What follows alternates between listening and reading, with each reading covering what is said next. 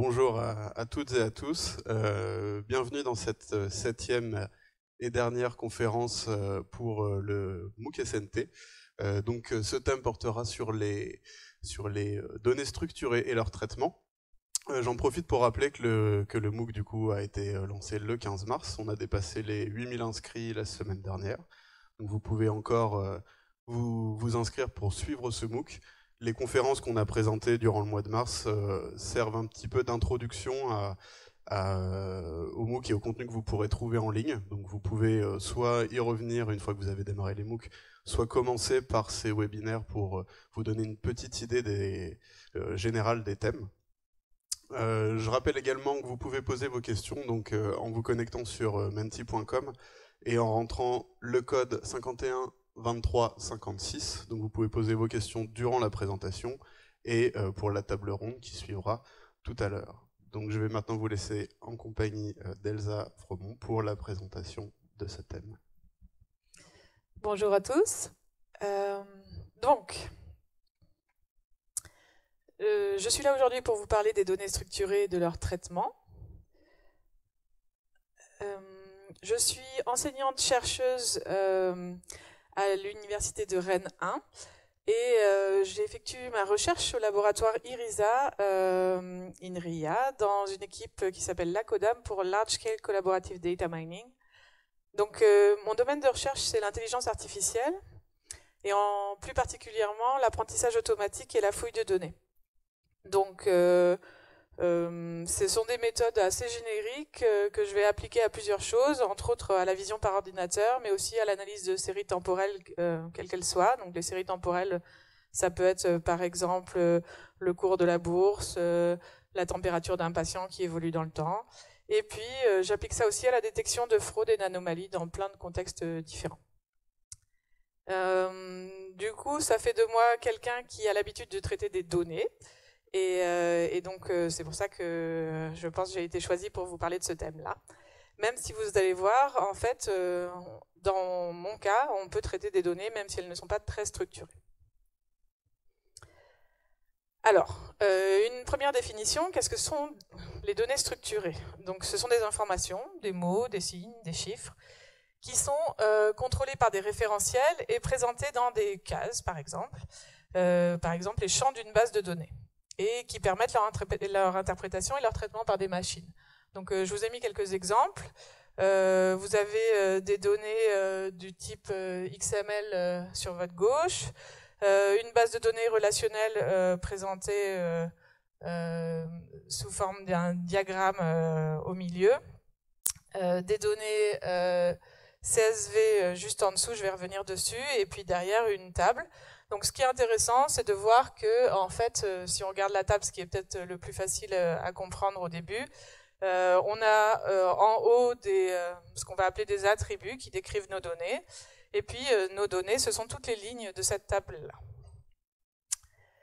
Alors, je vous ai parlé d'un format particulier qui est le format CSV, qui est un format qui est très utilisé de nos jours. Pourquoi il est utilisé? Parce qu'en fait, c'est un format qui est très bien compatible avec les bases de données actuelles et en particulier les tableurs. On peut le générer facilement avec des algorithmes, ce format-là, et on peut le traiter facilement avec des algorithmes. Donc CSV, ça veut dire Comma Separated Values. Donc ce sont des champs qui sont séparés par des virgules en anglais, qui représentent des données tabulaires. Et donc ces fichiers CSV, ce sont des fichiers textuels, par opposition au format dit binaire. Donc vous pouvez tout à fait lire avec n'importe quel éditeur un fichier CSV. Et après l'importer dans un tableur ou une base de données qui saura quoi faire avec ce fichier CSV. Donc c'est un format, on va dire, assez générique pour représenter des données structurées. Donc l'exemple que j'ai mis en bas, c'est par exemple, si on a des champs sexe, prénom, année de naissance, on va avoir une première donnée qui va être M,Alphonse,1932, qui serait un individu de sexe masculin, de prénom Alphonse et d'année de naissance 1932. Alors, si ça, ce sont des données structurées, qu'est-ce que c'est que les données non structurées? On va dire que c'est tout le reste. c'est-à-dire tout ce qui n'est pas organisé en base de données, tout ce qui va être bureautique, messagerie, images, vidéos, tout ce qui arrive un peu en vrac dans vos répertoires, par exemple sur votre ordinateur, quand vous prenez une photo avec votre téléphone, quand vous recevez vos mails, tout ce qui n'est pas organisé pour pouvoir accéder à l'information. Alors j'ai fait un petit tableau pour récapituler tout ça. Alors j'ai pas dit, mais donc j'ai beaucoup des ressources que j'utilise dans mes transparents qui sont prises un petit peu partout sur le web. J'ai essayé de mettre les sources, j'ai mis les sources à chaque fois. La raison pour laquelle je fais ça, c'est parce que je pense qu'il y a des gens qui font les choses très bien et que c'est dommage de les refaire quand elles sont bien faites. Donc ici j'ai trouvé un tableau qui me paraît assez bien expliqué. Les données structurées, elles ont une organisation logique, des formats qui sont identiques, fixes, et qui permettent de faciliter la recherche dans ces données-là. Et en particulier, ce sont des données qui sont facilement appréhendables par un ordinateur. Donc vous pouvez voir ça comme des couverts qui sont bien rangés dans un tiroir à couverts. Les données non structurées, ce sont des données qui sont entassées sans vraiment de logique, qui ont des formats différents, pour lesquels c'est plus difficile de faire de la recherche. Alors on va voir dans ces données, on va voir que c'est quand même possible en utilisant ce qu'on appelle des métadonnées, et qui nécessitent souvent un traitement humain. Donc vous pouvez voir ça comme des tas de couverts qui sont entassés dans une caisse à une brocante, qui ne sont pas spécifiquement mises dans un endroit qui est dédié pour ces couverts-là. Et puis tous les types de couverts ensemble. Alors, quand on est venu me demander de parler de données structurées, j'ai commencé par faire un magnifique contresens, parce que pour moi, en fait, une donnée structurée, qu'elle soit dans une table bien mise quelque part, qu'on puisse y accéder, c'est pas vraiment ça qui va faire la différence par rapport aux algorithmes qu'on va utiliser ensuite pour traiter ces données-là. Je vais revenir dessus. Pour moi, une donnée structurée, c'est une donnée qui, pour chacune des données qu'on va regarder, a une structure. Par exemple, un réseau d'amis sur Facebook, relié par des liens d'amitié. Donc, chaque personne dans le réseau, reliée à une autre personne par des liens d'amitié. Ça, c'est une donnée structurée et la donnée, c'est le réseau en lui-même. On peut étudier plein de types de réseaux, donc chacune de ces données est structurée localement en fait. On peut parler aussi de représentation des molécules par exemple. On a des atomes qui sont reliés entre eux et la molécule forme une donnée qui en elle-même est structurée. Ça marche aussi par exemple quand on étudie l'association de plusieurs ordinateurs entre eux, comment se passe le flot d'informations d'un ordinateur à un autre, qui est d'ailleurs assez lié avec le réseau que j'ai montré au début. Et puis pour moi, en fait, une chaîne de caractères, c'est une donnée structurée dans le sens où quand on a des mots qui arrivent les uns après les autres, il y a un ordre, il y a une structure linéaire, on ne dit pas les mots dans le désordre, sinon on ne comprend pas ce que veut dire la phrase. Donc j'étais partie pour parler de ce type de données-là et j'avais plein d'idées sur comment traiter ces données-là. Et puis en regardant le programme de secondes, je me suis dit « Ah mais non, mais en fait, je crois que c'est pas ça qu'on me demande. » Donc je suis revenue en arrière et ça ne change rien au fait que ce que je vais dire peut s'appliquer aussi sur ce type de données-là. Mais quand on parle de structure, c'est structure dans le sens classification logique des données. C'est de ça dont on va parler. Alors on parle de données, on parle d'informations, on parle de connaissances. Qu'est-ce que ça veut dire tout ça? Alors encore une fois, j'ai trouvé un site qui est marqué au-dessus, qui présente les choses, je trouve, de manière assez claire. Donc, qui dit que les données sont des ensembles de symboles, ça je vous l'ai déjà dit. Donc des mots, des nombres, des sons, qui représentent le monde réel, par exemple des objets et des événements. Donc les données, elles peuvent être soit quantitatives, donc elles sont représentées par des chiffres, des réels, donc par exemple un âge, un poids, etc. Ou qualitatives, donc elles sont représentées par des noms, donc par exemple un nom de famille, un matricule, etc. Donc le type de données qu'on peut avoir, c'est des mots. des noms propres aussi, hein, dans les données qualitatives, bien sûr. Donc, par exemple, deadline, ce serait une donnée. Le mot deadline, c'est une donnée. Une date, c'est une donnée. Un nom propre, c'est une donnée. Alors, qu'est-ce que c'est qu'une information? Eh ben, on peut voir ça comme une donnée interprétée. Il faut avoir un modèle interprétatif qui est lié aux connaissances de l'individu. Alors, ça se mord un peu la gueule parce qu'il faut que je vous définisse connaissance, ça va venir. Donc, une information, vous pouvez voir ça comme une donnée et un modèle d'interprétation. Alors, par exemple, dans l'exemple que je vous donne ici, qui est aussi pris du même site web, là, on a des données, celles que je vous ai données tout à l'heure, une deadline, une date, John, et puis on a des connaissances. On sait que quelque chose qui est deux chiffres, slash deux autres chiffres, slash quelque chose qui est 2000 quelque chose, ça c'est sans doute une date, ça c'est ce qu'on sait. On sait que John c'est un collègue anglais, donc en fait on sait que 11-10, on doit plutôt l'interpréter comme le 10 novembre, parce qu'en anglais ça se met dans ce sens-là.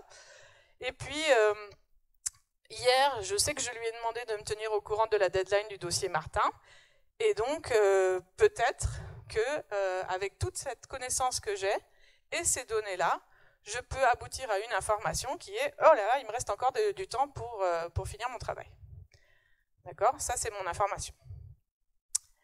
Donc en fait, ce que vous pouvez voir, c'est qu'il y a une espèce de processus qui boucle, parce que finalement, la connaissance, c'était le troisième larron dont je n'avais pas parlé, c'est un complexe informationnel organisé, identitaire de l'individu. Qu'est-ce que ça veut dire? En fait, c'est la somme des informations antérieures qu'on a déjà eues.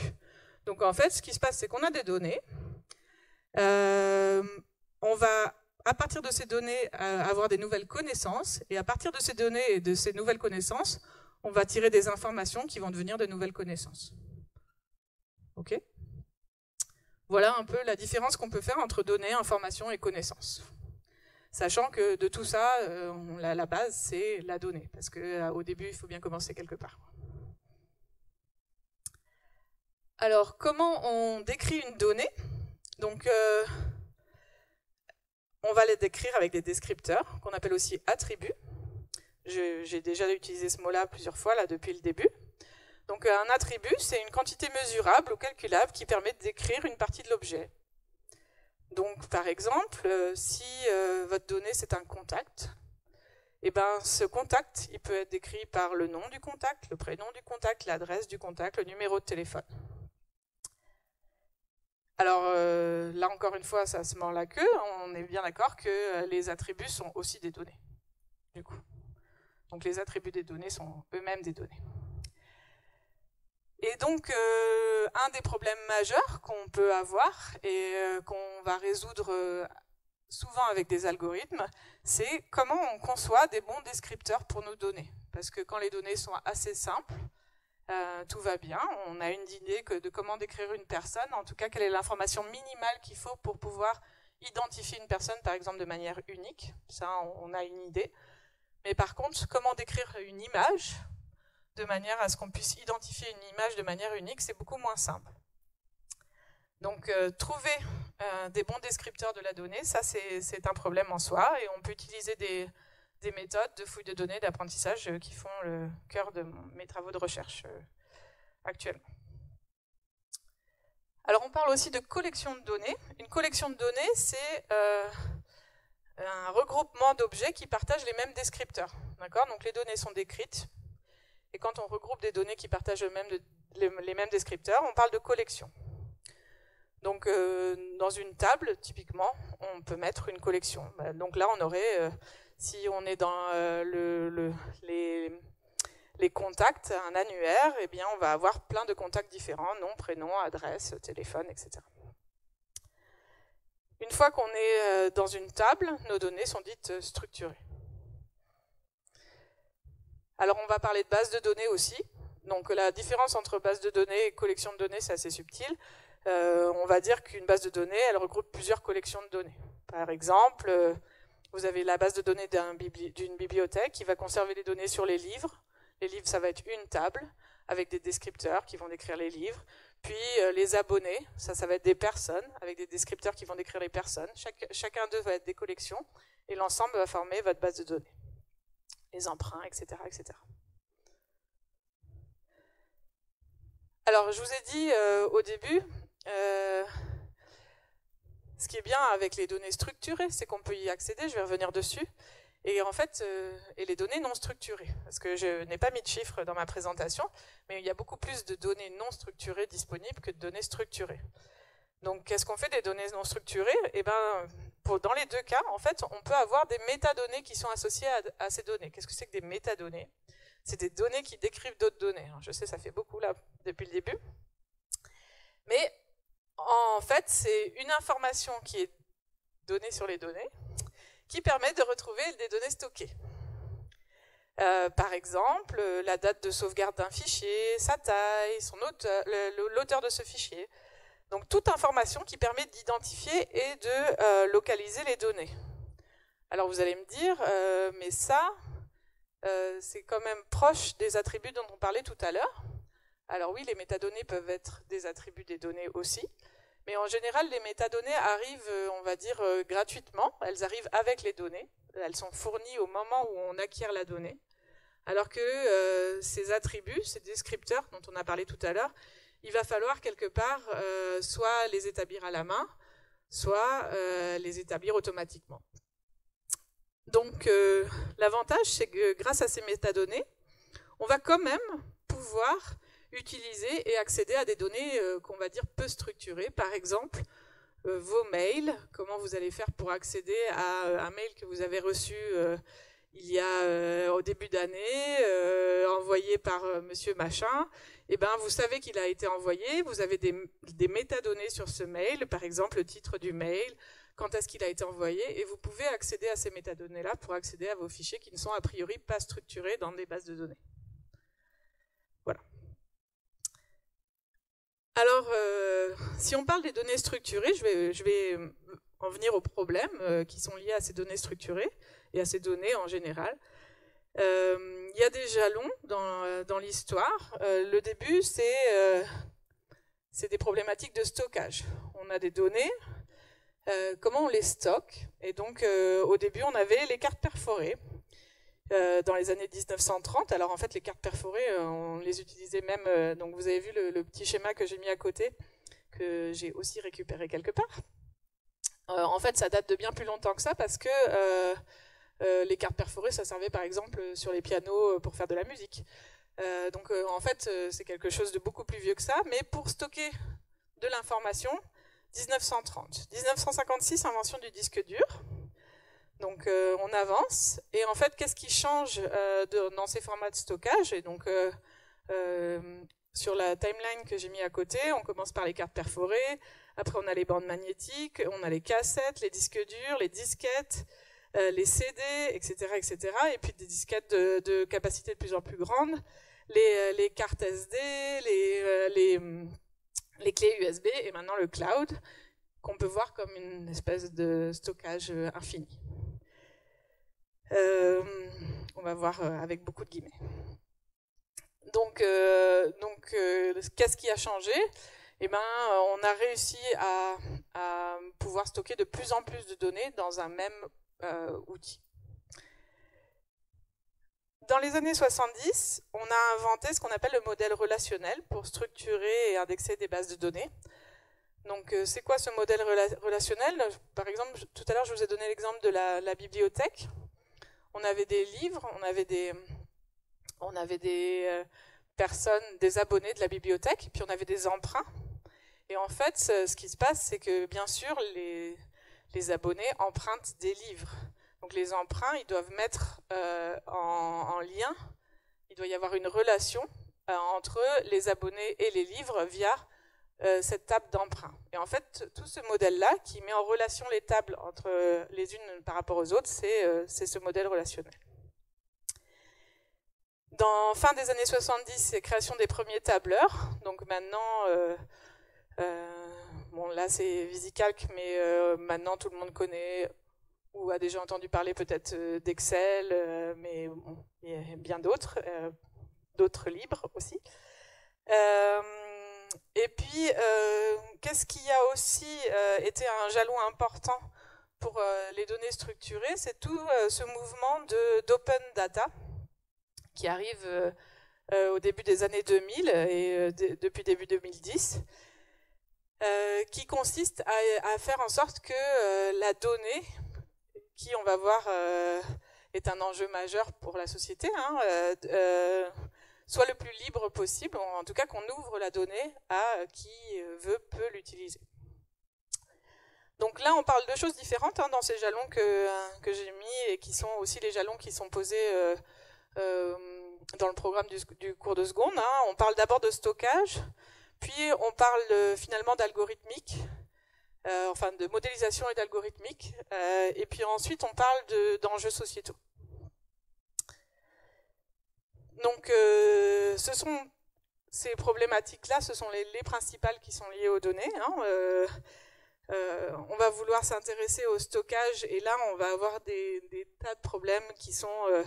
il faut que notre espace de stockage soit fiable, il faut qu'il soit rapide, c'est-à-dire qu'il faut pouvoir rapidement accéder à une donnée dans un espace de stockage, il faut pouvoir stocker beaucoup, et puis on a des problèmes d'énergie, bien sûr, et d'écologie, bien sûr. Donc je vais parler de ça. Je vais parler de recherche dans les données. Encore une fois, on a des problèmes de rapidité d'accès à ces données-là, de fiabilité de ce qu'on va chercher dans les données. On va voir que pour avoir quelque chose de fiable, il va souvent falloir compromettre un petit peu la rapidité. Donc plus on veut de fiabilité, moins c'est rapide en général. Et puis des problèmes d'indexation dont je vais parler. Donc après, on a tout ce qui va être manipulation des données. Une fois qu'on sait chercher dans ces données-là comment on manipule la donnée, et puis les impacts sociétaux. Alors au niveau stockage de la donnée, j'ai déjà donné plein d'exemples. Peut-être celui dont j'ai le moins parlé, c'est celui qui est tout en haut, là, le serveur dans les nuages. Sachant que tout ce qui est autour, en fait, ça va être ce qu'on va appeler plutôt des stockages locaux. Donc votre PC, la mémoire de votre PC, de votre téléphone, une clé USB, etc. Donc il y a une opposition entre le stockage interne et le stockage externe, celui que vous externalisez, celui que vous ne voyez pas. Et aussi une opposition entre locaux et distants. Et bon, ça se rejoint un peu. Alors, ça veut dire quoi stocker? C'est quoi beaucoup? Donc je vous ai mis un petit peu donc le rapport sur la dynamique d'Internet, prospective 2030, commissariat général de la stratégie à la prospective. C'est la source. Donc au début, on parlait de mégabytes, donc nos disquettes, nos cartes perforées, même pas de mégabytes à ce moment-là. Mais donc on en était à l'ère du mégabyte, on va dire. Puis on est passé au gigabyte, puis on est passé au terabyte, alors 10 puissance 12, d'accord, donc un 1 et 12 zéros derrière. Des bytes, c'est quoi? C'est des octets, donc 8 bits. Donc c'est la place mémoire qu'il faut pour sauter. Un byte, c'est la place mémoire qu'il faut pour stocker 8 bits, un octet. Donc 10 puissance 12, ça commence à être gigantesque. Et il y a 500 terabytes de données qui sont produites et stockées sur Facebook, juste Facebook, chaque jour. Donc après le terabyte, il y a le pétabyte, l'hexabyte. Donc il y a 43 exabytes de trafic par mois en 2012. Ça veut dire quoi? Ça veut dire qu'il y a 43 exabytes, 43 fois 10 puissance 18 octets qui trafiquent, donc qui passent sur les bandes passantes des lignes internet de partout dans le monde. Et là, en l'occurrence, juste en 2012, et pour l'Amérique du Nord, il y a 28, dont un tiers pour l'Amérique du Nord et 28% pour l'Europe. En 2011, il y avait 1,8 zétabytes de produits sur Internet, donc de données produites sur Internet, juste en 2011. Donc, clairement, maintenant, on est dans l'ère du yottabyte, donc 10 puissance 24. Ça devient complètement délirant et à stocker aussi.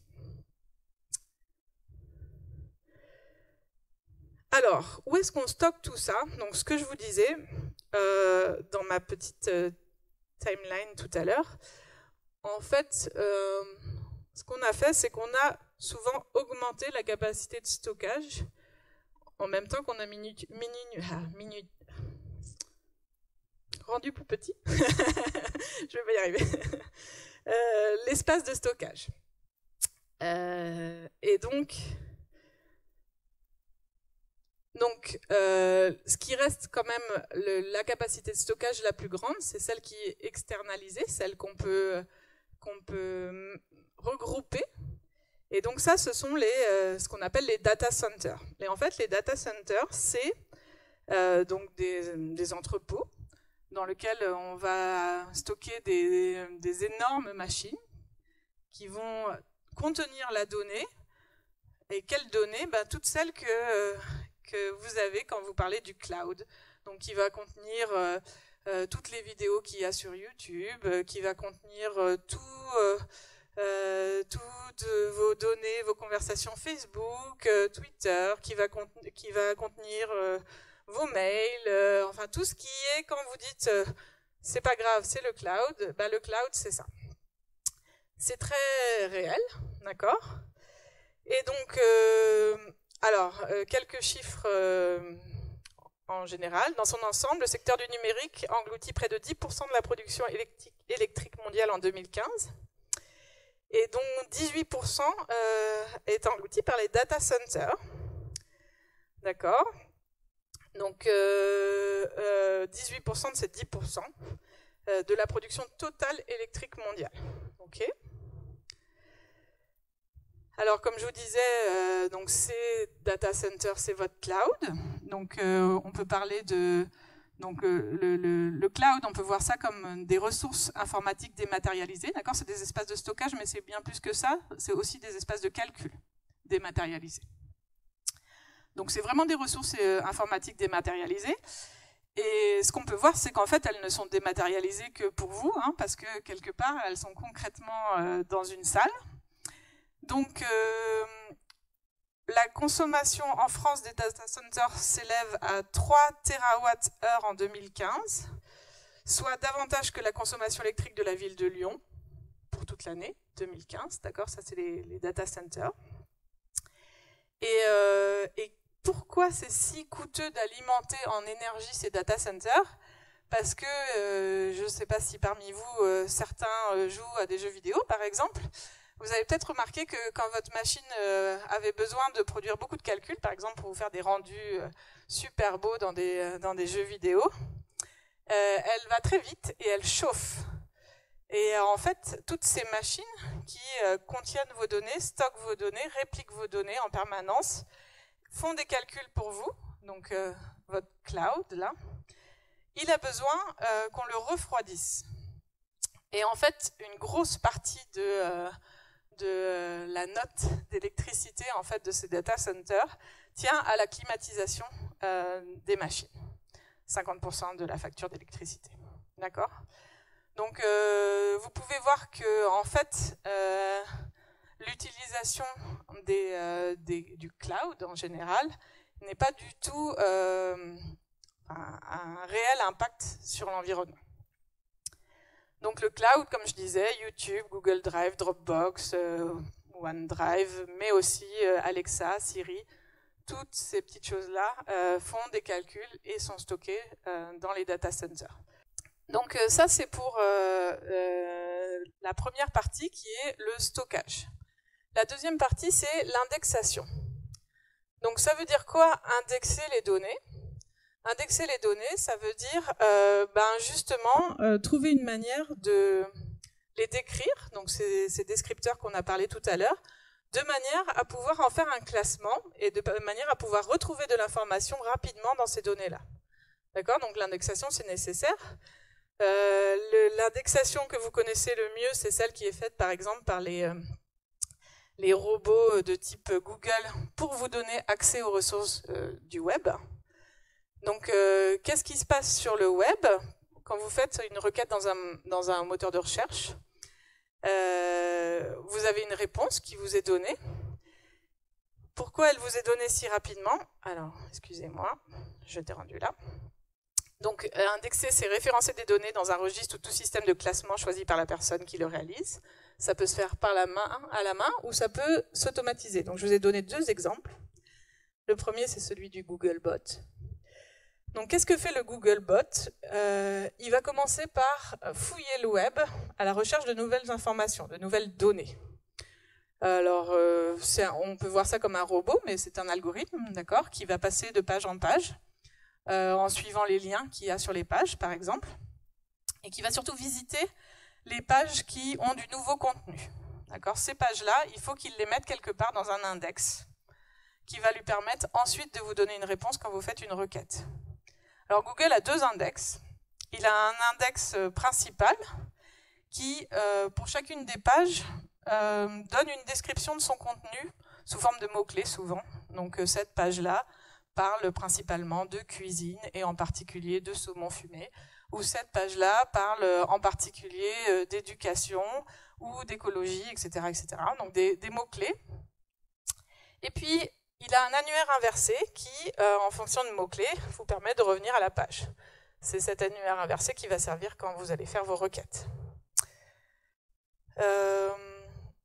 Donc la base de données de Google, qui contient donc ces 2 index-là, elle contient plusieurs dizaines de milliers de milliards d'URL, donc d'adresses de type celle que je vous ai donnée là, qui décrit le fonctionnement d'un Googlebot. Et une fois qu'on a cet index, eh ben, il faut quand même travailler dessus parce que, ok, on a des pages avec des contenus, mais en fait, on ne peut pas se permettre de, quand vous faites votre requête sur Google, on ne peut pas se permettre de vous donner toutes les pages qui correspondent aux mots-clés que vous avez tapés. Donc, il va falloir les trier, ces pages-là, par ordre d'intérêt. Alors, qu'est-ce que c'est qu'une page intéressante? Donc, c'est tout le jeu, en fait, des gens qui veulent être classés très haut dans les réponses des requêtes Google. Hein. L'idée, c'est une page est intéressante si beaucoup de pages pointent vers elle, si l'info est bien structurée, si elle est bien représentative du contenu, des mots-clés, c'est souvent lié à combien de pages pointent vers cette page-là. Donc, de ça, on va faire un classement, un tri, un ranking, et on va dire, ben, en fait, par rapport à ces mots-clés-là, voilà les pages les plus intéressantes, celles qu'il faudra que je donne en priorité. Alors, c'est un peu plus vicieux que ça, parce qu'en plus, on peut payer pour avoir la primauté de certains mots-clés. Par exemple, il y a tout un système d'enchères sur le net qui fait que les entreprises peuvent payer pour dire, ben, par exemple, moi, je suis un kinésithérapeute, je vais mettre tant d'argent sur le mot-clé kinésithérapeute à Nantes.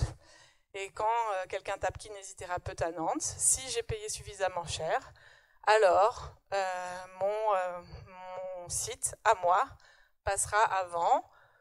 Il n'y avait pas de raison que le mien passe avant par rapport aux autres, dans le sens où on contient tous ces mots-clés-là, on parle tous de kinésithérapie, tous dans le lieu de Nantes, mais il faut faire un classement, et ce classement, il est bien sûr conditionné par l'argent.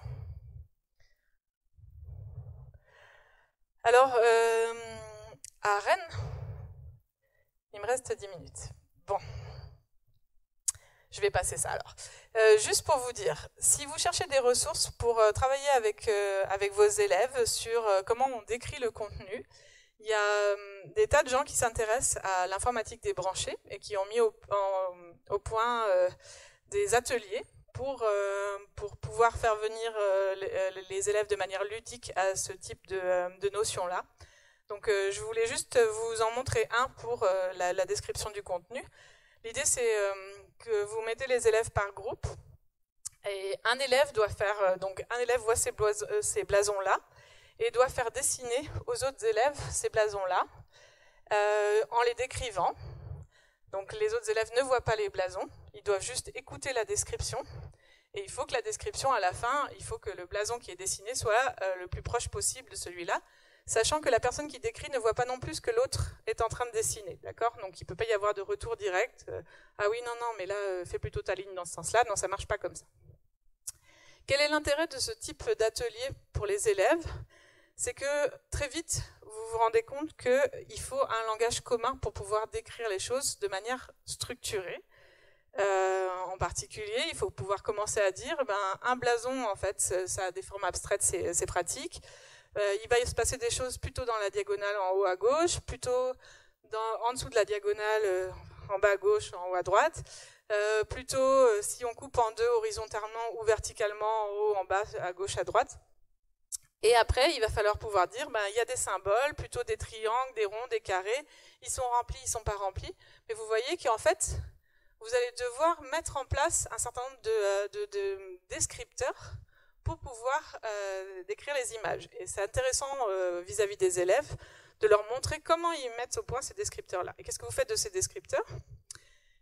Eh bien, une fois que vous avez décrit, vous pouvez déjà automatiser l'indexation. Parce que vous pouvez, une fois que vous avez dit ce qui est important, c'est de regarder ces éléments-là dans l'image, une machine peut faire ça pour vous.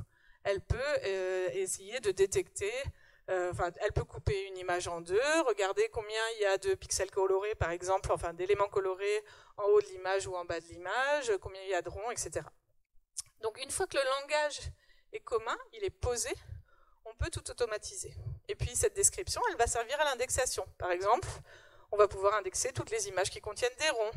Et si vous faites une requête, je veux des images qui contiennent des ronds dans votre base de données, parce que vous avez utilisé ce type de descripteur-là, vous pourrez avoir toutes les images résultantes. Ou toutes les images dont plus de la moitié est coloriée, ou les images qui contiennent plus de 4 symboles différents, etc. etc. Voilà. Cette donnée, une fois qu'elle est stockée, indexée pour pouvoir la manipuler, on va la manipuler. Et on peut la manipuler de plein de manières. On peut la trier, on peut la filtrer, on peut effectuer des calculs, on peut la visualiser. Alors, vu le temps qui me reste, je vais aller très vite. Je ne vais pas rentrer dans le détail des algorithmes de tri, mais par exemple, pour trier une donnée, il y a plein de types d'algorithmes. Alors, les algorithmes, donc des recettes de cuisine informatique, des recettes informatiques pour pouvoir faire quelque chose. Donc, je ne rentre pas dans le détail de cet algorithme, mais l'idée, c'est qu'il y a une suite d'instructions qu'on peut faire qui va nous amener, étant donné par exemple un tableau de chiffres, à trier ce tableau-là. Et puis on peut le faire de manière plus ou moins rapide, et l'algorithme, la suite d'instructions va être plus ou moins compliquée si on veut que ce soit vraiment très rapide. Donc pour trier ces données-là, il faut des algorithmes. Pour faire des calculs, donc là c'est juste pour faire des moyennes avec un tableur. Donc j'avais une petite vidéo, mais je vais la passer. C'est très facile, une fois que vos données sont structurées, de pouvoir calculer, par exemple, des moyennes d'une ligne, d'une colonne, avec des éléments comme ça. Pour rappel. Alors, dernière partie, donc ces enjeux sociétaux. Donc il y a beaucoup de données. Il y en a combien? Alors j'ai mis une image qui vient d'un autre site. En 2020, on estime que 1,7 MB de données sera créé pour chaque utilisateur chaque seconde. D'accord? Donc vous voyez, tout à l'heure, je parlais de yottabytes, et en fait, on va y arriver très vite si 1,7 MB sont créés par personne par seconde. Donc ça, c'est des images comme ça, vous en verrez beaucoup. C'est une manière de visualiser les données. Ça, c'est quelque chose qu'on peut faire avec une base de données quand on a des données sur les données. Par exemple, toutes les minutes, il y a 1389 voitures qui sont prises chez Uber. Il y a 4 333 000 personnes qui regardent des vidéos sur YouTube. Il y a 120 nouvelles personnes qui arrivent sur LinkedIn. Il y a 1111 nouveaux paquets qui sont déplacés par Amazon. Il y a 3 877 000 nouvelles requêtes sur Google, etc., etc., etc. Et tout ça, ce sont des nouvelles données. Donc ce qu'on peut voir, c'est que en fait, on est générateur, nous, l'utilisateur sur Internet de données, qui sont en fait utilisées tout de suite par les sites sur lesquels on les publie. Donc par exemple Facebook, par exemple les endroits où vous vous promenez sur le web, tout ça c'est récolté, ce sont des données, c'est pour ça que vous générez 1,5 MB de données toutes les secondes, hein, parce que à chaque fois que vous vous déplacez sur le web, vous générez de la donnée, et cette donnée-là est analysée et utilisée. Alors une partie des données quand même que l'on produit, elle nous est redonnée. Donc il y a un mouvement qui est le mouvement de l'open data, qui est un mouvement, une philosophie d'accès à l'information, une pratique de publication des données si vous voulez. L'idée c'est de redonner accès à ces données qui sont collectées. Par exemple, quand vous vous déplacez et que vous vous badgez dans les bus, donc votre opérateur de bus a une idée de la manière dont les gens se déplacent, où ils se déplacent, combien ils se déplacent. Ben, cette information-là, elle vous est redonnée. Si vous voulez faire quelque chose avec ça, vous avez accès à ces données-là. Vos données de géolocalisation, vos données de culture, quand vous allez... qui va acheter un abonnement à tel ou tel spectacle, vos données quand vous arrivez dans les musées. Donc c'est souvent... alors les open data peuvent être d'origine publique ou privée, mais on parle souvent d'open data pour les données produites par les collectivités. Hein. Mais par exemple aussi toutes vos données d'environnement, de temps, etc. Donc ces données-là s'ouvrent de plus en plus avec des nouvelles lois qui sont produites. Donc vous pourrez aller voir sur le site de Wikipédia que j'ai mis en haut. Vous avez des liens vers toutes les open data des gouvernements français, américains. Donc ça peut être aussi des bons cas d'usage pour faire travailler vos étudiants, éventuellement leur montrer les types de données qui sont accessibles et réfléchir avec eux sur ce qu'on pourrait faire sur ces données-là. Voilà.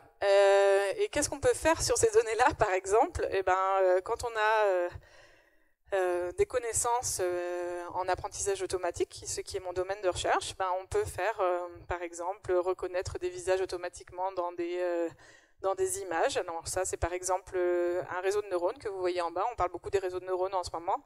En fait, ce sont des algorithmes qui permettent d'extraire automatiquement des descripteurs des données. Je vous avais dit, les descripteurs, c'est un peu la clé, parce qu'on a besoin d'indexer ces données-là.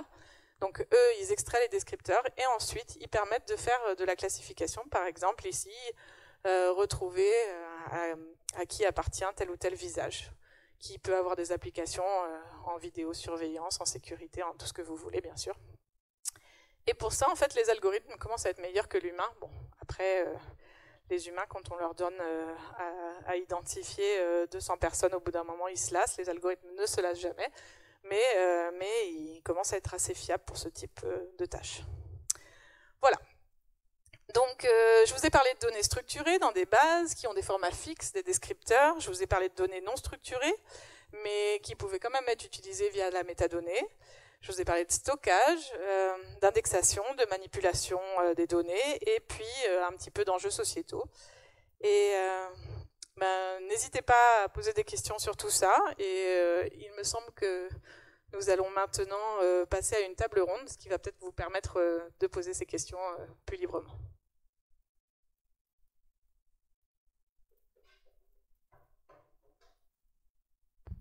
Merci beaucoup. Oui, donc j'invite d'ailleurs les invités à s'installer à cette table ronde.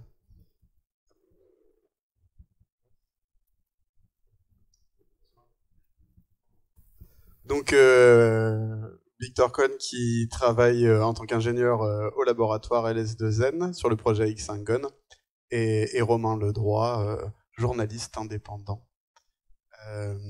Donc j'ai récupéré quelques questions. Déjà, je suis en fait assez content qu'on ait terminé par ce thème-là, parce que c'est plutôt un thème qui est transversal en fait avec tout ce qu'on a pu voir dans les autres.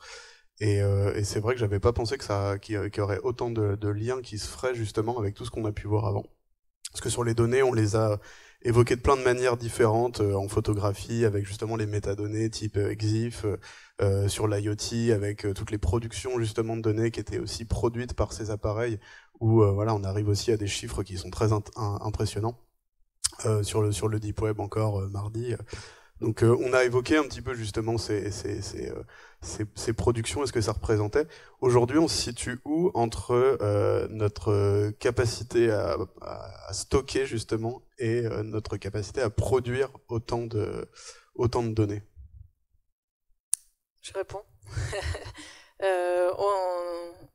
On produit beaucoup plus qu'on ne stocke, heureusement, parce que il y a déjà un problème écologique, comme j'ai pu l'évoquer, et si on voulait vraiment tout stocker, le problème serait vraiment pire. Non, on produit plus qu'on ne stocke, mais par contre, on apprend à faire des résumés de la donnée, on apprend au fil du temps, en fait, on produit et puis on voit quelle est la fréquence à laquelle il faudrait stocker. Par exemple, faire des résumés tous les jours du trafic dans un bus, peut-être que c'est suffisant, ou toutes les heures, peut-être que toutes les minutes, ça n'a pas de sens. Enfin, pour l'instant, comme on ne sait pas trop quelle est la donnée qui va être utile, on produit beaucoup. Mais effectivement, on ne peut pas stocker à l'infini. Le coût du stockage, j'en ai pas parlé, mais est énorme. Juste pour une entreprise, vouloir stocker sa donnée dans des data centers a un coût. Et donc, on est complètement limité par le stockage.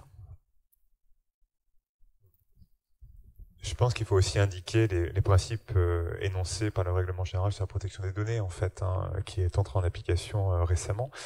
Et ces principes-là énoncent aussi alors si c'est pas une écologie en tout cas de la donnée, c'est en tout cas des principes qui vont vers le privacy by design et vers le moins de données, en tout cas les données essentielles pour le traitement des données. Je pense qu'on on est dans une ère qui est celle des mégadonnées. Les mégadonnées, c'est la transcription française du terme big data. Et face à ce terme qui est souvent présenté, le big data, et on a vu d'ailleurs cette vidéo en conclusion avec cette idée, en tout cas souvent j'ai mythifié que du Big Brother is watching you. On a eu d'ailleurs à la présentation de ce que représentait Facebook par jour. A contrario, le modèle européen de RGPD énonce dans des principes fondateurs de récolter le moins de données, en tout cas les données essentielles au traitement. Et je crois que c'est aussi une transcription sans doute dans le stockage d'une des évolutions possibles. Voilà. Même si on part bien de l'usage et du traitement à la base. Juste pour rajouter, il y a une limite effectivement dans le stockage des données, mais il y a aussi une limite dans leur traitement, dans la mémoire qu'on peut utiliser. Et aujourd'hui, c'est une des limites des algorithmes, c'est justement cette mémoire de traitement qu'on utilise pour traiter nos données, la mémoire vive en fait des ordinateurs. Donc aujourd'hui, la masse de données est tellement importante qu'elle dépasse même le capacité de traitement des algorithmes. Oui, je dirais plutôt que en fait, on a la capacité de traiter de moins de données que la capacité de ce qu'on a d'en stocker. Voilà. Donc j'ai beaucoup aimé le petit graphe sur les pétadonnées, zétadonnées, etc. Donc j'ai compris l'idée des zéros. Enfin, est-ce que vous avez des images pour qu'on se représente un peu ce que si c'était des objets, ou est-ce que vous avez, je sais qu'on essaye souvent de trouver des petites formulations pour essayer de rendre ça un petit peu plus sensible. Est-ce que vous avez les vôtres?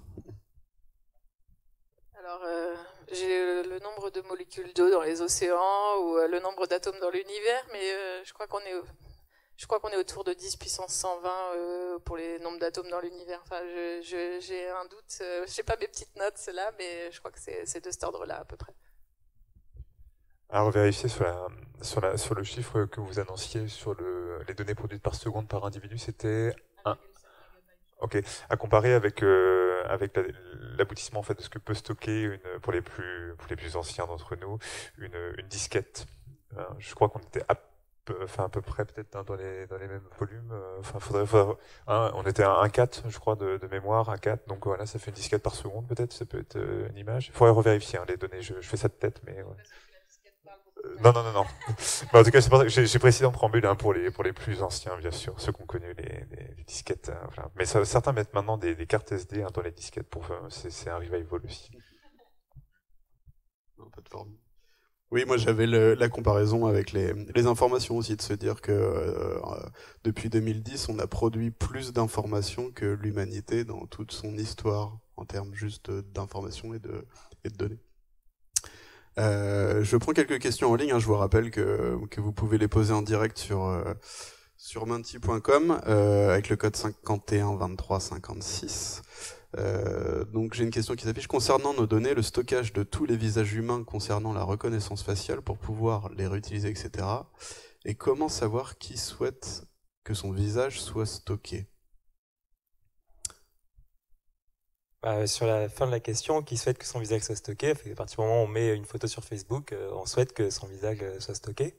Je pense pas qu'il y ait de réglage dans les paramètres possibles pour éviter ça, même si on peut éviter par contre que son visage soit détecté par l'algorithme, on peut refuser ça. Et la première partie de la question, c'était concernant les données de stockage, toutes les vidéos humaines, concernant la reconnaissance faciale. La réutilisation, je pense que c'est aussi le petit mythe aussi qu'on avait démystifié sur Facebook.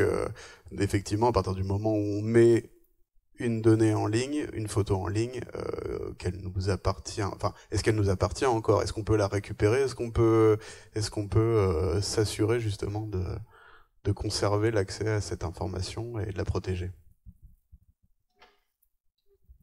Tu auras peut-être une réponse plus précise que moi, mais à partir du moment où vous mettez vos données sur Facebook, elles appartiennent à Facebook. Mais effectivement, en France et en Europe en particulier, les algorithmes n'ont pas le droit de détecter les visages directement. Mais ça se fait aux États-Unis, ça se fait au Canada, si je ne me trompe pas.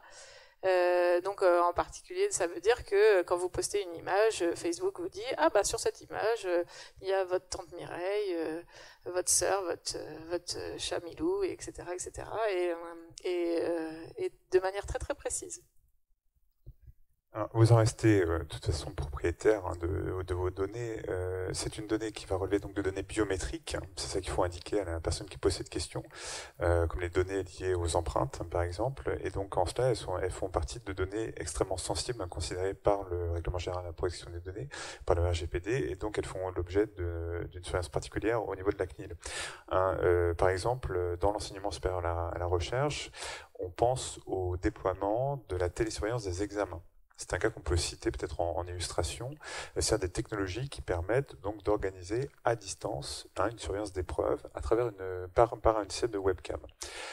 C'est un cas tout à fait épineux et complexe à l'heure actuelle, puisqu'on a des technologies nord-américaines et des technologies françaises et espagnoles qui travaillent sur le sujet. Et là, ce qui pose bien évidemment problème, c'est la captation des données des étudiants.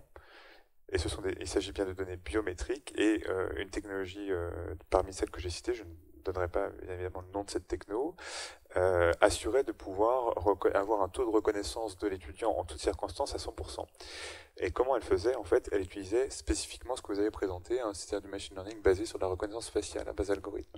Et faire ça, c'est évidemment en termes législatifs, en termes légaux, c'est extrêmement très compliqué, voilà, au vu du RGPD. Donc non, il y a des protections qui existent. Bien évidemment, la complexité que vous avez évoquée, c'est l'enchevêtrement des dispositifs législatifs entre les lois nord-américaines, les lois européennes, et aussi, pour aller un petit peu plus loin, on sait très bien qu'on va qu'un contenu quel qu'il soit, c'est un texte, une vidéo, une photo, une fois qu'il est uploadé, mis en ligne, on cède une exploitation qui va nous dépasser. Voilà, il y a une viralité en fait du contenu, pour le dire autrement, notamment sur les espaces sociaux. Sur les données, enfin là l'exemple de surveillance des concours me fait penser aussi en termes de propriété intellectuelle également, quand on a des logiciels qui sont utilisés en enseignement supérieur pour vérifier par exemple que les textes ne comportent pas d'emprunt, par exemple qu'il n'y a pas eu de pages copiées sur Wikipédia ou sur des sites, etc. il y a des fonctionnements assez différents. Il y a des données, on envoie ça quand même à une société qui se charge justement d'analyser ces données-là, qui les conserve aussi. Donc il y a eu des plaintes de certains étudiants aux États-Unis qui posaient la question de mais voilà, pourquoi on me demande de faire ça et finalement je suis en train de donner mon mémoire à une société dont je ne sais pas exactement ce qu'elle va faire de ces informations-là et il y avait aussi une dépossession en fait de la propriété intellectuelle même dans un système d'études. Une question aussi qui est en lien, du coup on parlait des profils Facebook, comment détruire les données inutiles, donc celles qui ne servent à rien, qui sont stockées, donc on sait qu'on peut essayer d'avoir notre propre, on va dire, écologie dans le traitement des informations qu'on a, et l'exemple qui est cité c'est notamment la question des profils de personnes décédées, et comment on peut arriver, voilà, comment on peut faire ce tri et détruire des données qui finalement nous appartiennent plus vraiment non plus.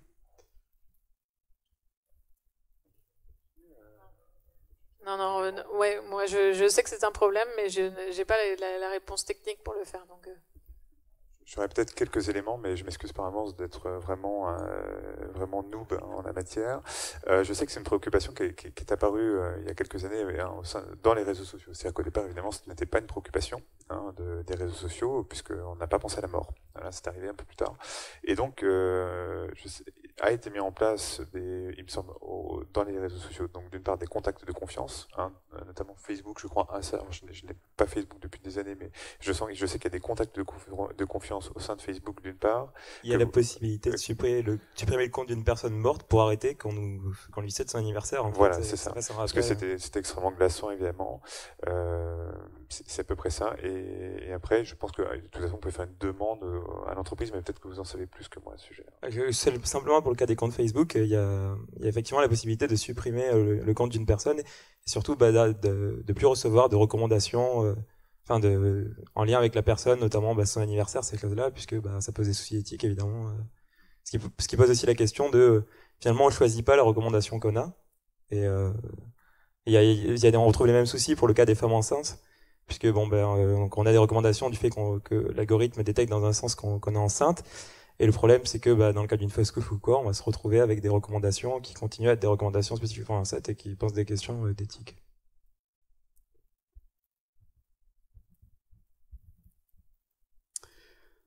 Une question peut-être en lien aussi avec le projet Hexagon, c'est justement cette big data, ces masses d'infos, comment on fait pour s'y retrouver, pour naviguer, pour aller chercher des choses dedans. Donc on sait qu'il y a des choses qui sont accessibles, d'autres qui le sont moins.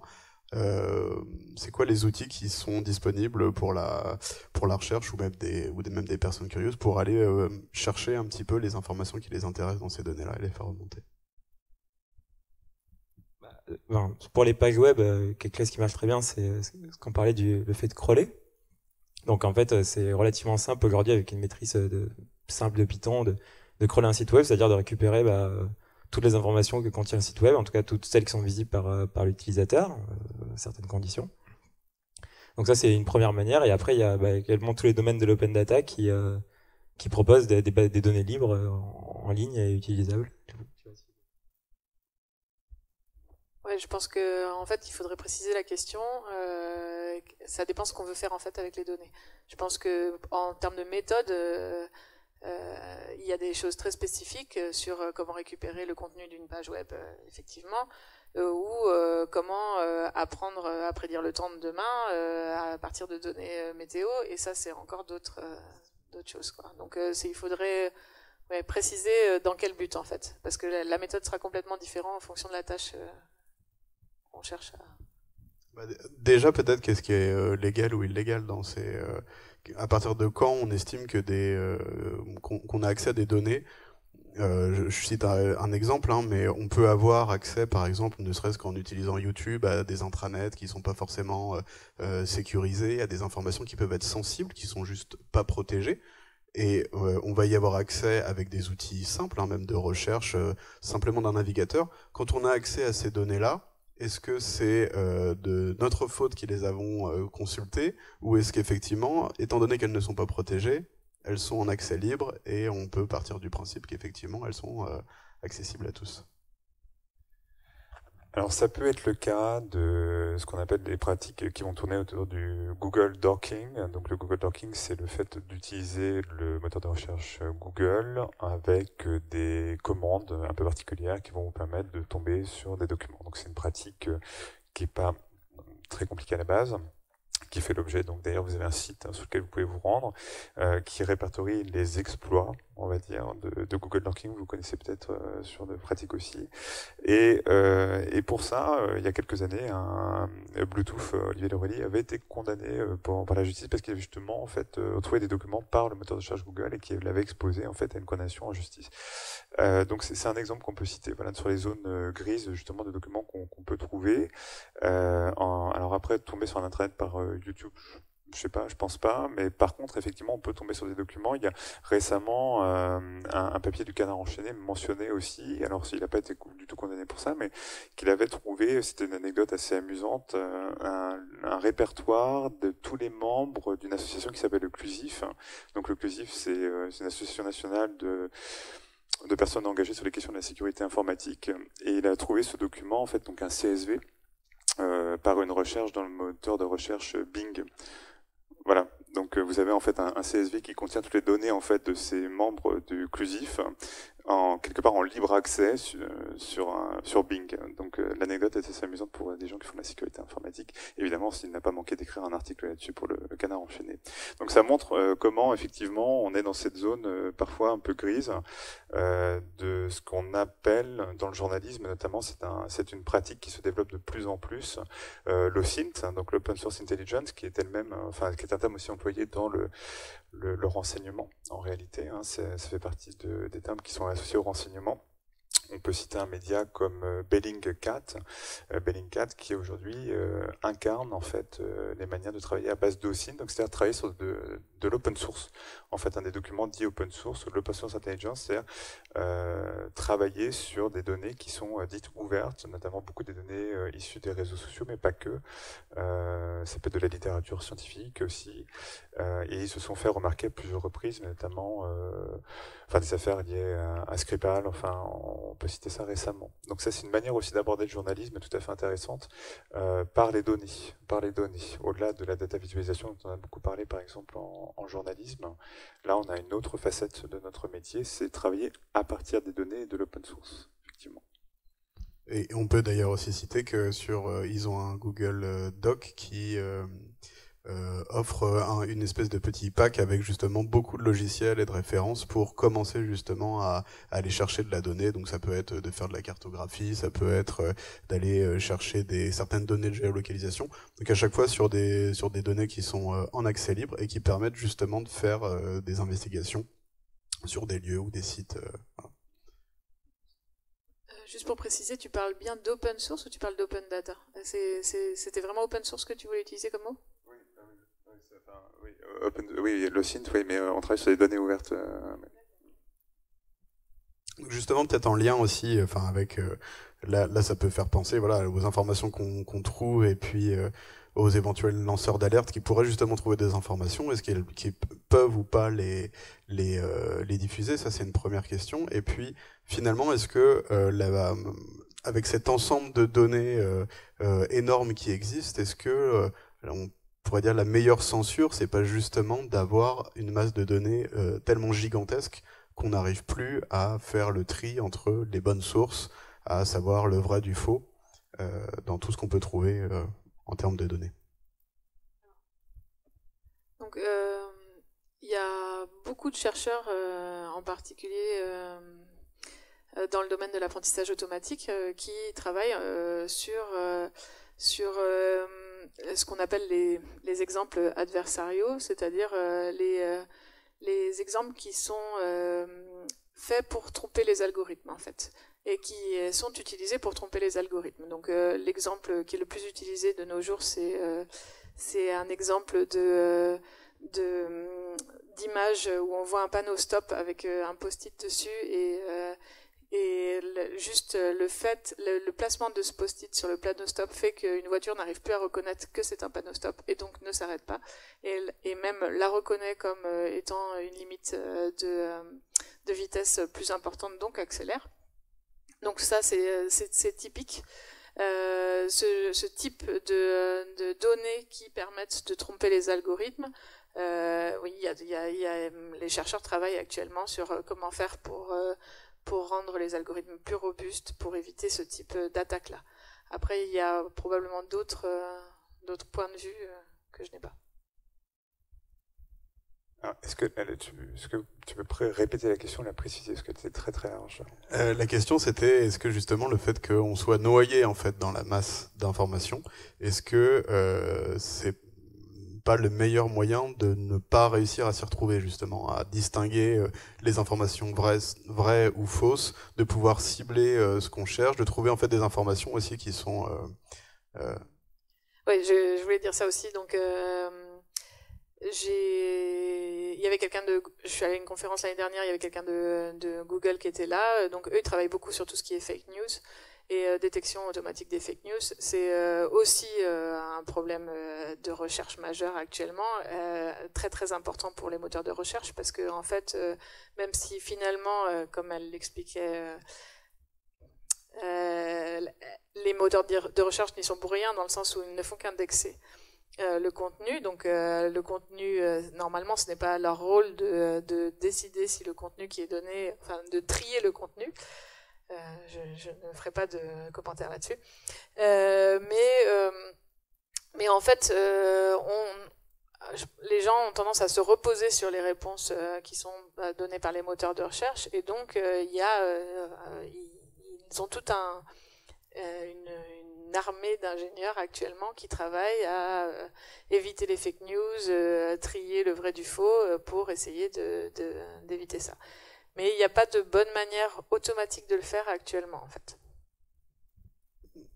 Après, dans le même sens, hein, mais ce qu'on a expliqué tout à l'heure, c'est que finalement, une information, c'était une donnée interprétée. Donc, il y a bien justement une surcouche d'interprétation qui peut être liée aussi à l'humain, quoi. Je reçois une info, c'est à moi de savoir effectivement ce que je veux en faire, et peut-être que c'est là aussi que les fake news ou l'esprit critique se jouent pour démêler justement le vrai du faux. Oui, et c'est là que dans le champ du journalisme, si on prend le cas du journalisme, parce que ça appelle à la question journalistique, hein, peut-être je peux en parler un petit peu. En creux, les journalistes sont interpellés de manière extrêmement récurrente justement sur la question de cette interprétation et sur la question de comment les journalistes traitent ces données. Et moi j'ai beaucoup aimé ce point sur il y a bien les données, l'interprétation qui est faite de ces données devient l'information. Je trouve ça très très intéressant pour aborder aujourd'hui notre métier. Et pourquoi je dis ça? Parce que fondamentalement, je reprends un point que j'avais dans mes notes là, une notion qui était défendue par Stéphane Bach, qui était un doctorant en sciences de l'information et de la communication, et il disait qu'en fait il y avait un bug fondamental dans les journaux, et en fait il a trouvé cette notion en allant enquêter auprès des militants justement de l'open data.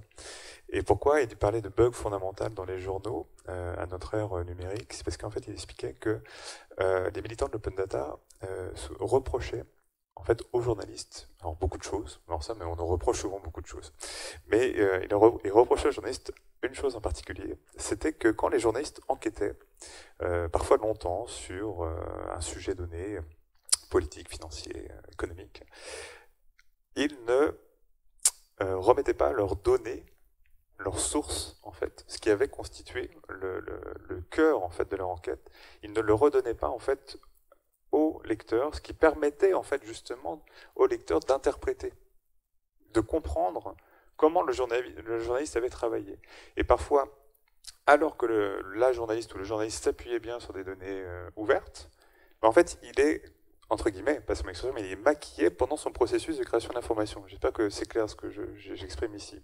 Et donc, c'est ce que Bach appelle le bug fondamental des journaux, et je trouve que c'est super intéressant comme idée, puisque, alors que les journalistes s'appuient sur des sources ouvertes et des données qui sont issues du terrain, et que finalement, ils pourraient les rendre claires, comme ce que fait la recherche, en réalité. Hein. Le protocole de recherche impose ça. A contrario, les journalistes ne le font pas. Alors, ça se comprend, ça s'explique. Je dis ça en tant que journaliste et aussi en tant que chargé d'enseignement à l'université. En tant que journaliste, on a cette déontologie qui dit protection des sources. Et là, on va sur un autre enjeu, qui est celui de minimiser les traces et l'impact des données de nos sources. Et on doit les protéger. Mais en tout cas, ces réflexions des militants de l'Open Data sur le journalisme étaient assez éclairantes, je pense, dans notre débat de ce soir. Mais d'ailleurs, enfin, je me rappelle plus le nom, mais il y a une application qui accompagne justement le processus de création des journalistes.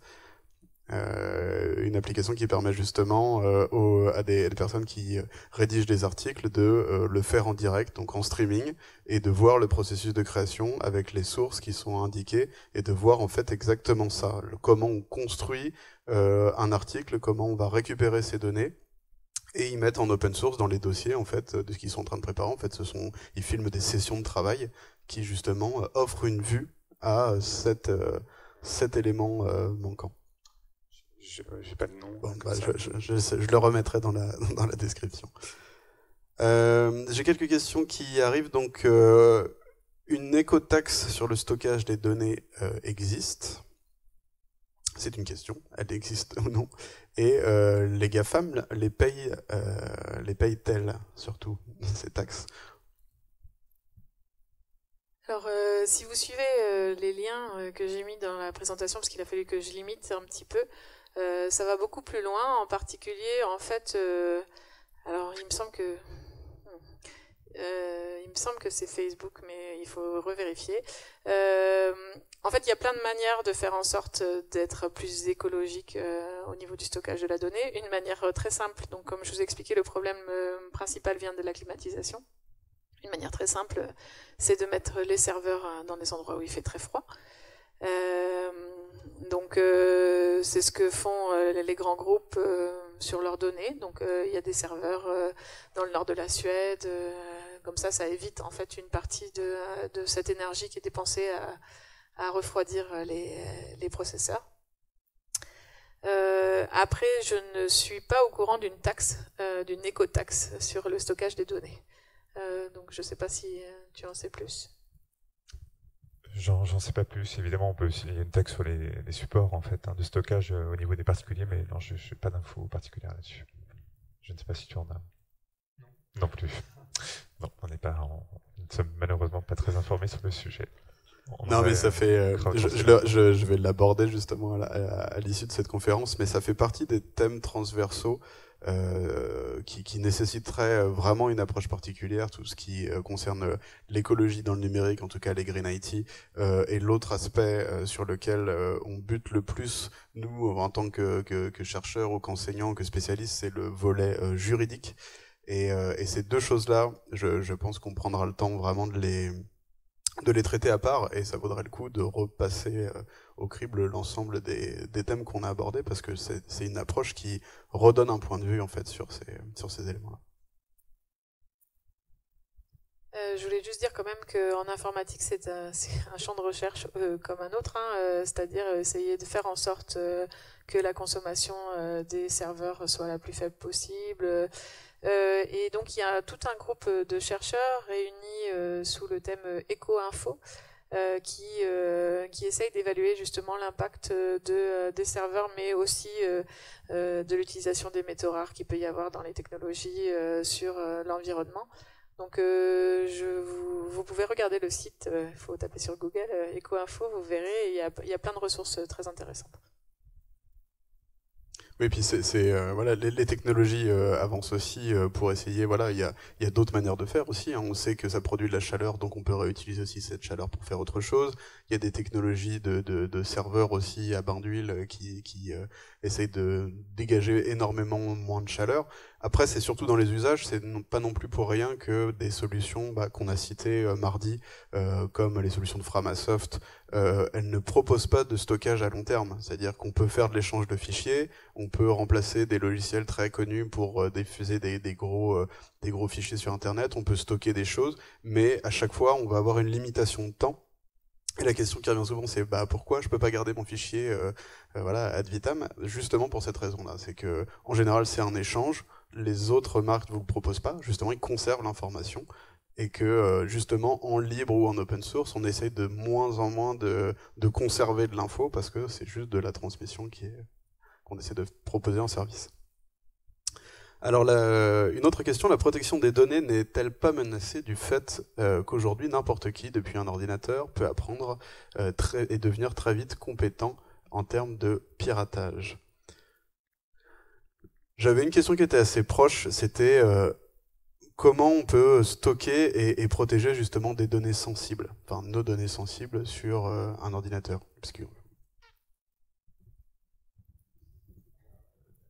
Alors, je veux bien en parler un petit peu. Alors, la première question, c'est est-ce que finalement mes données ne sont pas menacées par les méchants hackers, parce que tout le monde peut devenir le méchant hacker à capuche qui va coder dans le noir avec son terminal typo verte. Alors, bon, non, d'accord, non, voilà, non. Pour plein de raisons. Alors non, mais si vous voulez, les systèmes qui sont utilisés, alors ça dépend de quel système évidemment, on peut pas faire de généralité. La majorité des systèmes qui sont utilisés sur les ordinateurs sont des systèmes fixes ou portables. Ordinateurs fixes ou portables sont des systèmes Windows. Après, c'est macOS, et après, il doit y avoir une petite portion qui utilise des systèmes GNU Linux. Ces systèmes contiennent différents types de sécurité assurant un niveau de qualité pour l'utilisateur. Après, évidemment, on peut mettre en défaut ces systèmes. Voilà. Sur les téléphones et les tablettes, qui sont aujourd'hui pour beaucoup le premier terminal utilisé, les niveaux de sécurité sont encore supérieurs. Pour la majorité des utilisateurs dans le monde, il s'agit de téléphones qui sont basés sur un système d'exploitation qui s'appelle Android, qui est développé par Google, et quand ce n'est pas le cas, c'est souvent un téléphone qui est basé sur iOS d'Apple, et après il y a d'autres téléphones qui ne sont pas des téléphones dits intelligents. Après on peut mentionner effectivement des OS annexes d'Android, je ne mentionne pas ici dans le détail. Donc la probabilité que vous fassiez attaquer, en fait, dépend de ce qu'on appelle en sécurité informatique un modèle de menace. Donc évidemment, tout le monde a un modèle de menace, mais ça pose la question de se dire quelles sont vos données à protéger, contre qui en fait vous devez vous protéger, et quels sont les risques que vous encourez. Donc vous devez conceptualiser un modèle de menace, mais évidemment en tout respect. Moi, je fais je fais de la formation régulièrement et des cours sur la sécurité informatique pour les journalistes. On leur apprend à se sécuriser. Et on ne minimise pas le risque, mais je pense qu'il ne faut pas maximiser les choses non plus. Voilà, il ne faut pas non plus tomber dans une parano généralisée qui consisterait à dire attention aux méchants hackers. Et d'ailleurs, les hackers ne sont pas méchants, ils sont plutôt là pour vous aider, voilà. De manière générale. Donc voilà, ça c'est dit. Il y avait une deuxième partie de la question, c'était comment améliorer sa sécurité. Comment du coup protéger les données qui peuvent être sensibles ou précieuses justement sur nos propres machines? Alors, protéger ces données, ça veut dire beaucoup de choses en réalité. Ça veut dire vraiment beaucoup de choses. Je ne sais pas si tu veux en parler, on peut en parler à deux voix également. Protéger ces données, c'est protéger par rapport à qui, par rapport à quoi? C'est toujours un peu cette question-là. On peut pas. Si vous me dites je veux me protéger, par exemple dans le fantasme actuel de beaucoup d'individus, il y a de beaucoup de personnes, c'est se protéger des GAFAM ou se protéger des services de renseignement. Parce qu'il y a une idée qui est développée, c'est qu'on est toutes et tous sur écoute, ce qui est fou. Il n'y a pas en France un système généralisé avec des gens qui sont avec des casques en train de vous écouter. Ça ne se passe pas comme ça. De la même manière, le système d'écoute généralisé, alors on peut avoir des robots qui effectivement lisent vos mails, etc. Mais ça, c'est autre chose. Vous voyez, c'est pas. Faut attention quand on utilise le terme de surveillance, faut le manier avec beaucoup de précaution, parce que ça amène des comportements après derrière, de censure, d'autocensure. Alors, quand on dit protection des données, ça peut aussi signifier protéger par des biais informatiques qui vont nous permettre de dire que je vais rendre illisible pour un tiers. Donc ça s'appelle le chiffrement, par exemple. Donc on va utiliser des solutions de chiffrement. Donc là, on va apprendre à chiffrer un fichier, un dossier, un ordinateur, et on va utiliser des logiciels pour cela.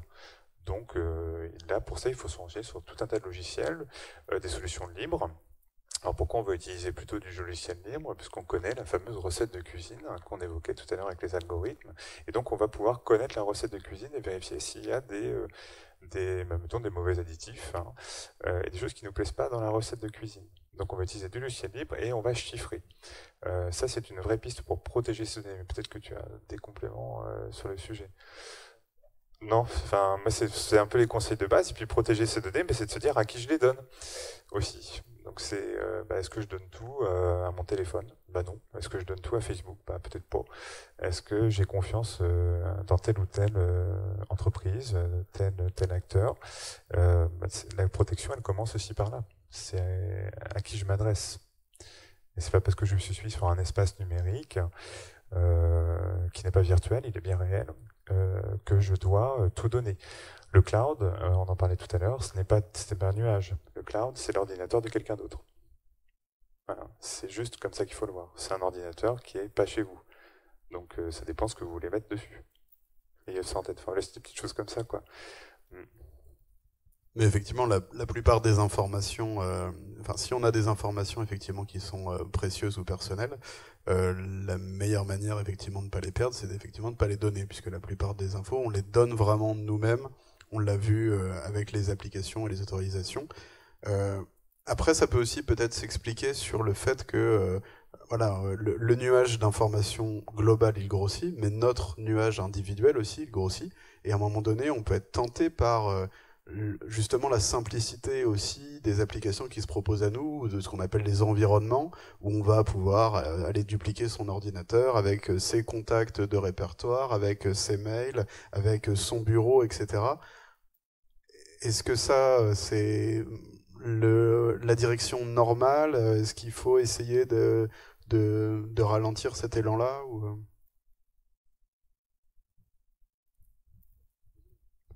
Sur le fait qu'on se rend pas compte finalement de à quel point on reçoit des données, il y a une anecdote assez récente qui est l'anecdote de Strava. Strava est une application qui permet de stocker vos données sportives quand vous allez courir, tout ça. Et donc en fait, il y avait des militaires américains qui couraient autour de leur base. Il y a aussi peut-être des militaires français également, en tout cas des militaires américains. Et donc finalement, ils se rendaient pas compte qu'ils étaient en train de donner leur position GPS et donc de révéler les positions de bases américaines. Et je crois que ça en dit long sur le fait que effectivement, toutes les données qu'on génère et avec la simplicité, finalement, j'installe une application. Est-ce que je me rends vraiment compte qu'à tout moment, je suis en train de donner toutes ces informations-là? Pas vraiment. Et à tous les niveaux, il y a une espèce de prise de vitesse de la quantité de données générées. Ça répond un peu à la question. Et puis aussi, j'ai dit que le cloud, c'était l'ordinateur de quelqu'un d'autre. On peut aussi faire son propre cloud. C'est-à-dire qu'aujourd'hui, on a un état de maturité des technos où, pour tout ce que vous utilisez, il y a probablement une alternative qui a de l'allure. Alors certes, qui va vous demander un peu de vous y mettre, de mettre un peu les mains dans le cambouis, et tout ça, mais c'est aussi une manière d'apprendre et de se réapproprier les technos. Et ça, je crois que c'est quelque chose, on est aussi dans un cadre qui est lié à l'éducation nationale, qui est lié à des processus pédagogiques. Et il me semble que c'est fondamental de se réapproprier ce qui fait la techno. C'est-à-dire que quand ça vous paraît très simple, c'est bien, il y a le bénéfice d'usage immédiat, c'est important et on a toutes et tous envie de ça. Une autre manière de considérer les choses, c'est peut être aussi de se dire, je vais apprendre aussi je vais apprendre le fonctionnement de cette techno et sans devenir un expert, mais simplement je vais savoir déterminer ce qui est bien pour moi ou pas. Et en fait, avoir un choix un peu plus éclairé. Et c'est pas faire de grands discours que de dire ça, mais souvent ça permet de construire un regard critique en fait. Et ça fait partie des processus en cours sur l'éducation aux médias en fait et à l'information, que de se réapproprier en fait les enjeux.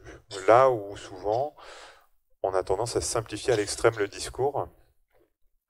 Tout va bien. Et la simplification du discours technologique et matériel nous éloigne de la techno, en fait, souvent. Voilà, je crois que c'est important. C'est pour ça qu'on apprend parfois à faire du code en primaire ou ce genre de choses. C'est un peu le même mouvement. Je pense que c'est très important que les professeurs, et en particulier au niveau lycée, mais même avant, sensibilisent à ça. C'est-à-dire que, par exemple, quelque chose qui pourrait être intéressant, c'est avoir un cas d'usage où, en cours, on dit, ben voilà, on est des enquêteurs, vous êtes les hackers. Et on veut tout savoir sur monsieur machin. Il faut déterminer la personne, surtout ne pas prendre un élève de la classe parce que ça va faire très peur. Mais prendre une personne où on sait que l'information, et puis leur poser des questions sur, et si on voulait en savoir plus sur ce que fait monsieur Dupont de ses journées, qu'est-ce qu'on pourrait regarder? Est-ce que, par exemple, il utilise un logiciel pour loguer ses courses? Est-ce qu'il fait ses courses en ligne? Quelle est sa trace sur Internet? Et je pense que c'est assez intéressant de montrer aux enfants la trace qu'ils peuvent laisser et à quel point elle est réutilisable de toutes les manières possibles. Parce que même sans avoir une grosse connaissance des modes de sécurité, sans avoir fait le tutoriel de devenir un pirate, on peut déjà avoir une information qui est très très importante. Et je pense que ça, c'est le sensibiliser, c'est la première chose à faire. Oui, c'est tout le but de ClassCode et puis de ces contenus SNT, justement, de pouvoir se réapproprier aussi les fonctionnements, voilà, de plus avoir peur de se faire hacker parce qu'on devient un peu son propre hacker et on arrive à trouver nos propres systèmes, en gros, pour justement maîtriser un petit peu ce qu'on fait, trouver des chemins un petit peu parallèles et voilà, se réapproprier et le fonctionnement des machines et des algorithmes et du coup changer nos habitudes parce que les choses semblent un petit peu plus simples dans l'utilisation qu'on en a. Peut-être avant de conclure, si justement, là c'était un très bon exemple d'activité, mais en fonction justement de vos connaissances un peu à chacun, si vous aviez des idées comme ça lancées d'activités potentielles ou au moins d'approches particulières que les enseignants pourraient mettre en œuvre justement pour aborder ce type de sujet dans les ateliers SNT, est-ce que vous pensez à des choses qui pourraient être facilement mises en place avec des élèves de seconde?